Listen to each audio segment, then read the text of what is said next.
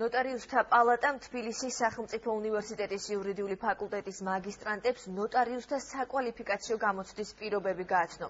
საკვალიფიკაციო გამოცდა ნოტარიუსად დანიშნვის ერთ-ერთი აუცილებელი პირობაა. ამის შემდეგ კი მაგისტრანტებს შანსი აქვთ საკუთარ ქვეყანას იმ დასახლებებში შეემსახურონ, სადაც მოსახლეობას მათი დახმარება სჭირდება. გამოცდის ჩაბარების მსურველთა საბუთების მიღება 12 ოქტომბრიდან დაიწყო და 8 ნოემბრამდე გაგრძელდება.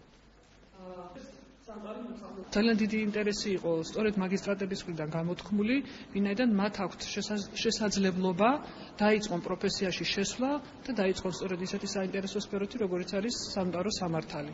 ეს წარდგება ასევე დეცენტრალიზაციის საქმეს, სახელმწიფოებრივი კუთხით, ეს წარდგება პროფესიის განვითარებას და წარდგება, რა თქმა უნდა, უპირველეს ყოვლისა მოსახლეობას, რომლისთვისაც საქართველოს გარკვეულ რეგიონებში ეს მომსახურება და ეს საქმიანობა არის მიუწვდომელი.